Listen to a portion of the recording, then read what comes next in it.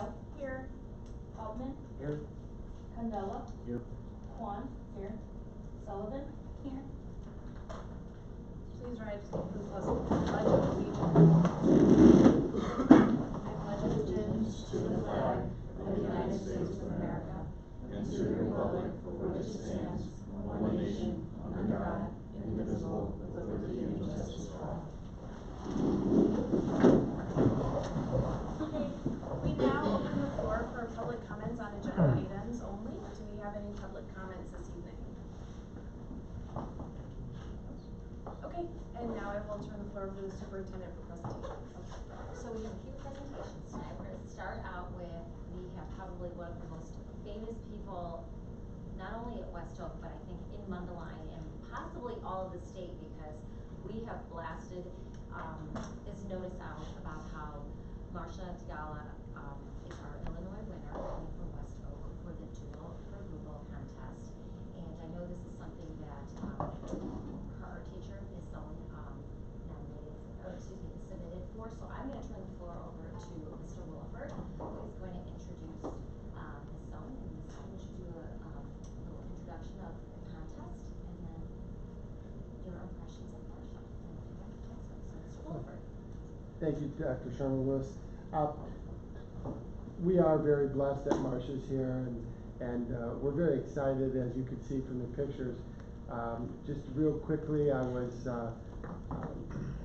contacted by Google, I would say about 2 weeks before the end of the school year, and ran down to district office, first to Mr. Hanson, because of Google, and then to Dr. Sherman-Lewis, and then to Dr. Sherman-Lewis, and we swore each other to secrecy, and I think we did pretty well.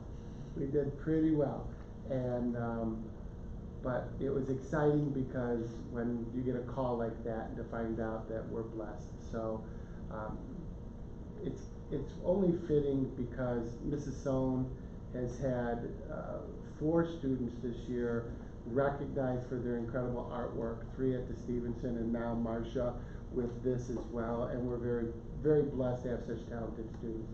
And I'm just so grateful. And I'd like to turn it over to Mrs. Sohn so she could talk about the Google for Doodle and the fact that Marcia drew this incredible design, and that you know, we're voting. We're doing the Chicago voting method. So Mrs. Sohn. Nice to meet you. Yeah, it's perfect. Okay. I just want to tell, for those of you that don't know the background for Doodle for Google, they've had this contest for the past 10 years, and I've introduced it to all of my students. It's not a homework assignment. I just like to, any type of contest I get, I let my students know about it. They are welcome to work on it in class when they're done with a project. There were maybe 15 or so that were given to me. You're only allowed to choose a certain number from West Oak. So Marcia's was one of the ones that were chosen. She gave it to me, I was telling Mr. Williford and Mr. Hanson, she gave it to me 2 days before it was due. So I was in panic mode, and I ran to the post office immediately and had it overnight to Google to make sure it got there on time. But we are so excited for Marcia. I'm a proud art teacher over here, and I just wanted to give Marcia a framed of the article that was put in the Daily Herald the other day. I showed it to her on Friday, but I'm sure you have plenty at home, but I just wanted to give you a copy of it. And please just continue to vote. You can open, I found out you can open up the window constantly and constantly vote for Marcia. So we're hoping that she will be in the top 5. So can I Thank you. invite you and Marcia to please come up, and so we can recognize you and take a quick picture if possible. I'm getting the Mr. video. Rogers, would you be able to take a picture? I can't, I don't know. I asked Mr. Hanson to, and I just sent you that video, Mr. Hanson. Oh, you did? If you did, if you have time.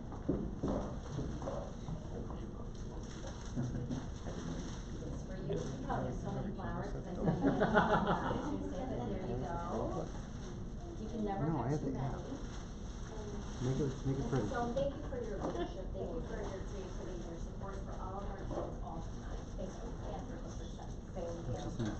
Hang on. One more. All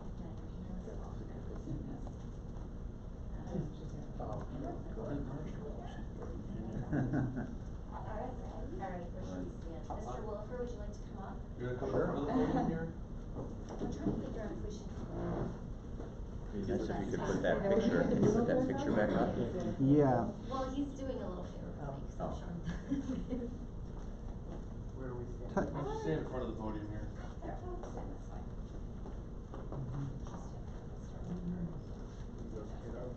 There. And Marcia's flowers That's are in front of her. Yeah, there we go. Perfect. Okay, 1, 2, 3. Wonderful, thank you. Nice job. And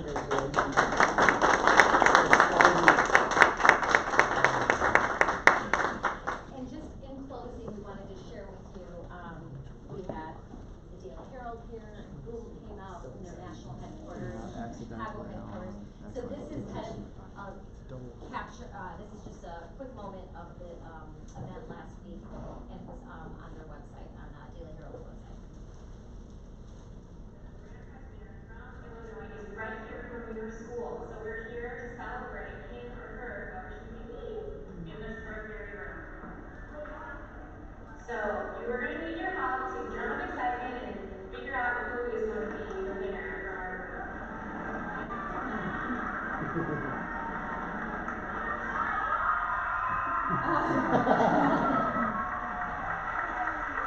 This is an illustration of our current problem of too much litter and being careless with how we dispose of our garbage and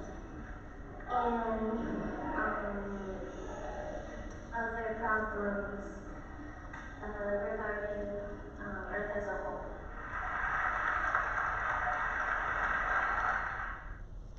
That's awesome.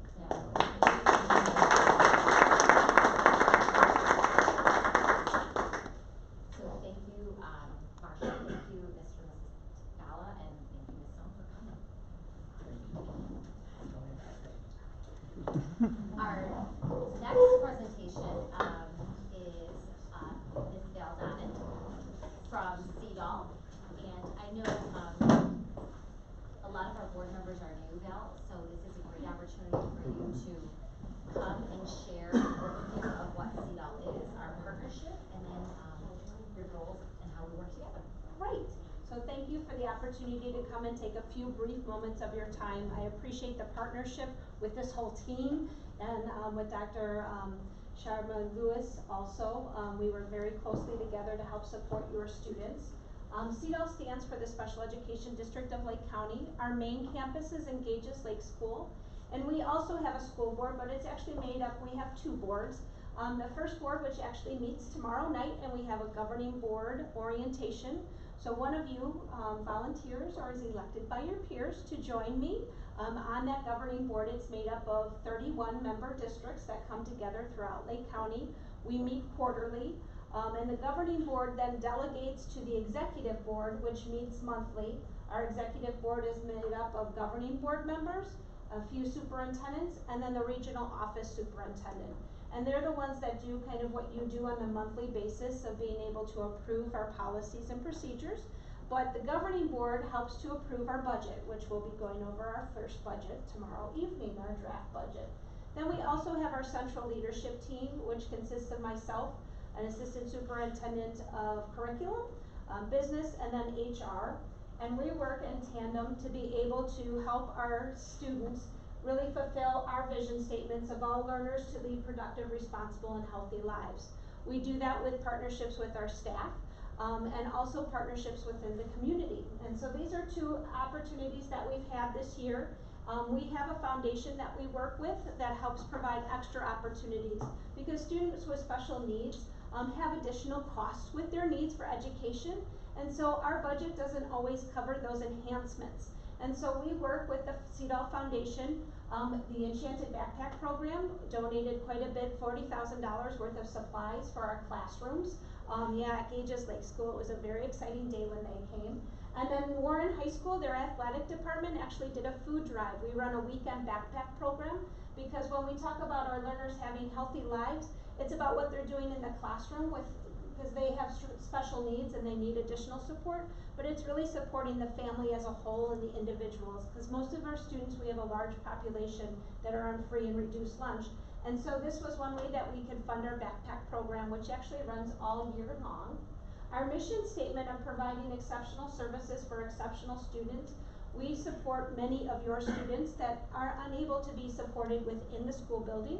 And then we also provide classrooms within a general education building to be able to help them and move on their goals. This specialized equipment here is one of our new and most innovative. It actually puts electrodes on your head and then it does a hearing test. For some of our students and most of our students, they are unable to do the traditional screening where they beep and they raise their hand. This allows families, instead of having their son or daughter be sedated, they're able to come to our campus and we put on the electrodes and we're able to see how their hearing is doing. So we go beyond just educational services in the classroom and do audiological services. We have a lot of students, and you can see that in the picture, that need to have more movement, need to have different sensory needs, and so we have a lot of different gross motor rooms and sensory rooms within our school buildings to be able to help those students. Currently, we have 835 students that are across our programs, and I'm going to talk a little bit more about those programs in a moment. We have 198 students that are serviced through our itinerant staff. Our itinerant staff are staff that may be helping students that are visually impaired or hearing impaired. They actually go out and they branch into general education buildings and into classrooms. And so they work with your teachers with a student that may have a visual impairment, that may just need an extra support, maybe some magnification in the class. We also run contractual services, so we partner the districts together, especially in the areas that have shortages like occupational therapy or physical therapy. It may mean that like a district such as Diamond Lake only needs 2 days a week of occupational therapy. So they'll contract us and then we'll be able to put a full-time therapist 2 days here and 3 days in another one of our member districts to be able to help in those shortage areas. We offer diagnostic evaluations. This is a very highly specialized area. We've seen an increase in this area, especially with our little students. Our kindergarten and first graders are actually increasing at the greatest rate. They come to school and we're finding they're unprepared. They have no behaviors in which they can sit into a classroom, and it's very hard to even evaluate them for special education services. So we have services where they can come and they can start learning those skills while we evaluate them, and are able to then figure out what they need to be able to be successful. On our campus and throughout Lake County, these are what we call our center-based or our building-based programs. These programs provide the highest intensity of services. So Laramont School, Gages Lake School, has 2 programs in it at roughly 167 students. This building is actually busting at its seams with the 2 programs we have. ELP is one of the programs there. That's for our students that have medical needs. So we have a lot of nursing support there, a lot of one-on-one support. Students have mobility needs, and so we have mobility specialists. There's a tracking system throughout the whole building to help the students actually get out of their wheelchairs, and it may be the first time they're out of their wheelchairs, able to simulate walking or even being in a swing. So it's a pretty dynamic environment. The other program there is our LASSO 3 program, which is for our students with autism that have more behavioral needs and more intellectual needs. This is where a huge partnership that I know you'll be hearing more about, and you've been hearing about, is looking at Fairhaven School. That's the program that we're really seeing an expansion in, and that would be where we'd really like to be able to partner with you as a board, with our board, and be able to use that building and help and support that program. They need a lot of classroom space to be able to do some of those sensory activities where they have big crash mats or, you know, squeeze tunnels. Just a lot of different equipment comes with them. They are in a situation in which there's 1 staff member to every student, plus additional staff members. So they always have one-on-one instruction. Sid Lash Academy is our high school program for students with emotional disabilities. A feeder into that program is Gages Lake School. Gages Lake School has early childhood right now through 6th grade. Next year it will have 5th grade, 6th, 7th, and 8th grade next year will be at what is called South School, which is gonna be connected to Carl Sandburg School. So there'll be a middle school program for students with emotional disabilities, and then we'll have the high school program. Also at Gages Lake School is our Shaping Appropriate Behaviors, or SAB program. And that program is also for students that have more behavioral needs, but they also have cognitive needs with that. So some of these students are actually able to do mainstreaming, where they go into a less restrictive environment, but it's with the students with emotional disabilities that really struggle in the setting of a general education classroom, or even the hallways or PE when there's a little less structure in the lunchroom. So we provide highly structured programs there. John Powers Center, next year will house our deaf and hard of hearing program, early childhood through 8th grade. And then it will also house our transition program, so that's kind of over here. And the transition program works on our 18 to 22-year-olds with vocational skills. Our deaf and hard of hearing program is a very highly specialized school for individuals that are deaf or hard of hearing, and they are unable to be in a general education setting full-time because of their total communication needs. It's a full sign language environment. And we also have a high school program for those students to then feed into at Grayslake North High School. Our regional safe school is not a CEDAW school, but we administer that, and that's because it's from the regional office. And this is for middle school and high school students that are either expelled or at risk of expulsion. And it allows them to be able to support district schools to make sure they're providing education for students who have maybe made really poor decisions, and we want to still be looking towards their future. Our sector programs, you have some of them right here in district. We love this partnership. This is a partnership where we pull resources together from our member districts to be able to provide for students right here within the general education building. So currently this year, there's a TAB classroom here. There's an early childhood classroom over at Diamond Lake. Next year, the early childhood classroom will stay. The TAB classroom will have to move, but we've enjoyed the partnership that we've had here and the success that our students have, because they integrate into your building and your culture and climate, and they've been very welcomed here. So we run a variety of different programs for different students' needs. But our main goal, going back to that exceptional services, is to give all students the experiences that your students have when they're here in your building. So when Dr. Seuss celebrated his birthday, we did Read Across America, like some of your students may have done. This is at Laramont School, so our building, our students that have more medically fragile needs, we go ahead and put it on just the same way as you do, so that our students, we have an academic portion to all of our programming. Gages Lake School, talking about our students that need more movement. And so in the hallways, you will see sensory walks, and the students are learning how to be able to do those independently, so that they can then say, hey, I need a break, and they go out and they do their sensory walk and then come back into instruction. And so those are some of the things that students will do multiple times a day. We have chickens hatching across our districts for a variety of reasons this year. We have our early childhood program with our deaf and hard of hearing students that hatch chicks, but are also our SAB program. 2 different age groups, but focused on different learning standards. A lot of our students align to the alternate learning standards, which are the essential learning, essential elements.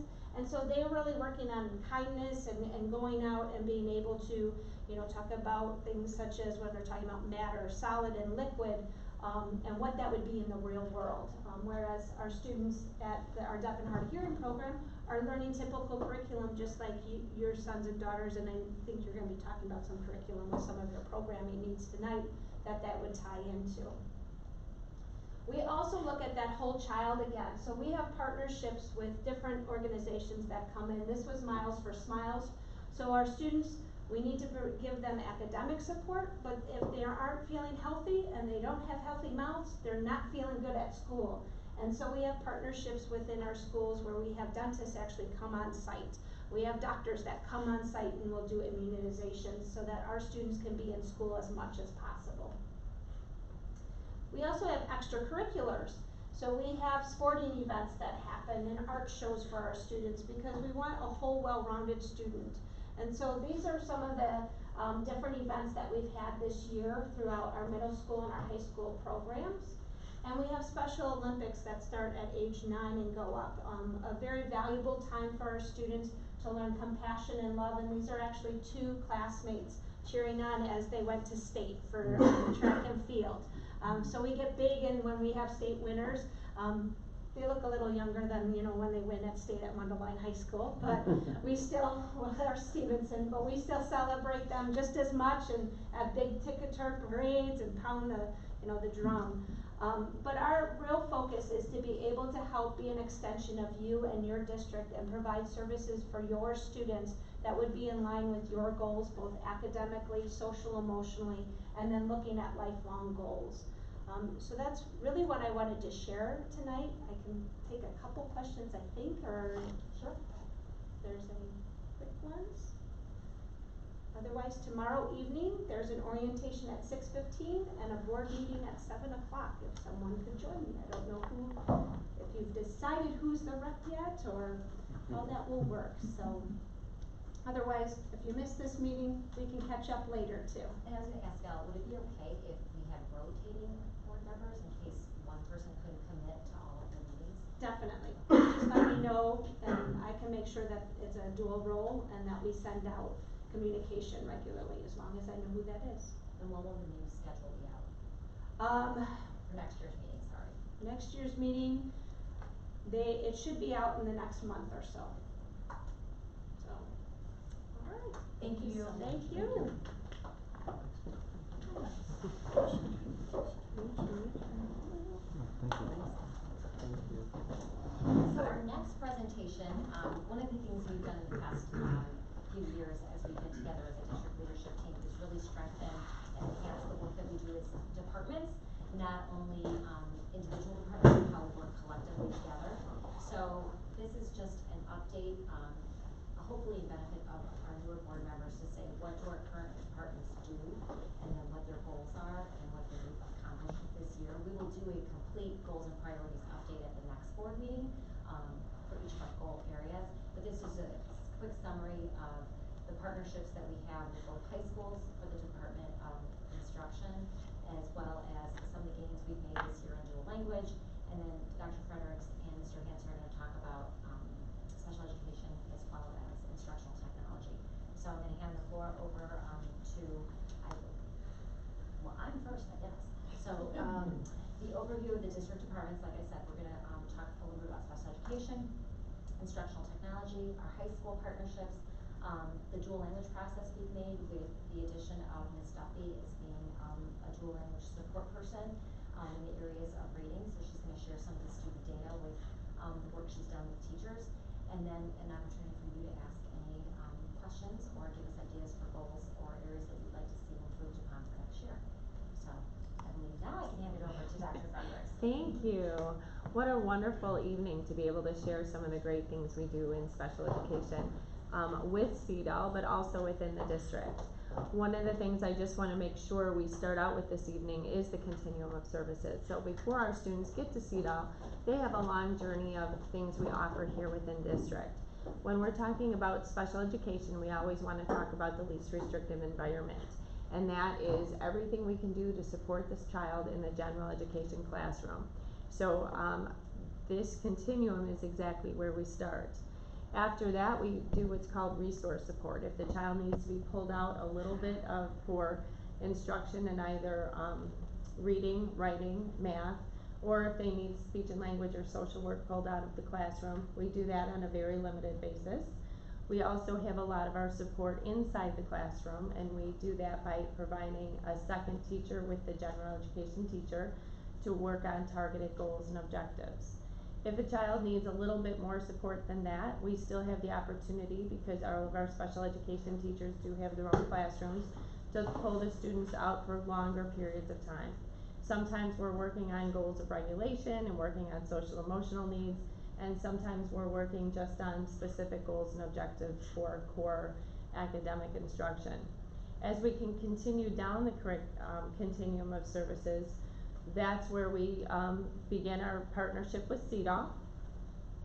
We have students who are in our CEDAL programs We have students at Laramont, at the John Powers Center, at some of their other programs such as Gages Lake. So if there's any time that any of you would like to go and visit those programs, honestly, they are fantastic. Laramont is extremely impressive, and I certainly welcome that opportunity to take you on a tour over there. If CEDAL is not the appropriate placement, we do have a handful of students who attend programs outside of CEDAL in private placements. And continuing on down the special education path, I'm happy to report we do not have any students in residential placements or in home hospital placements. But if a child needed that level of support, that is something as a district that we are prepared to offer. It's just we would follow all of those continuum of services first. When thinking about so many things I want to share with you, it's very difficult to narrow down all of the exciting things we do. So I just wanted to highlight a few of the exciting things. CERT, social communication, emotional regulation, transactional support, that's something I have mentioned in years past. All of our special education staff members are trained on using CERTs, and what we're really doing is having a very specific plan for children who are typically on the autism spectrum, but also students who have significant behaviors. And we look at their supports in terms of what is in place when the child is doing well, how can we capitalize on that, and what do we need to do to make sure that that environment is consistent across the board. Assistive technology, we have a wide range of assistive technology devices within the district. We have students who use iPads for their sole method of communication, and we also have students who require something a little bit more high-end in terms of communication devices.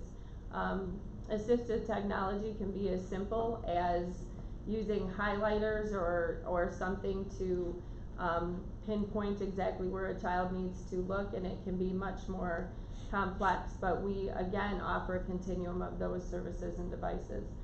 Specialized feeding and sensory materials are something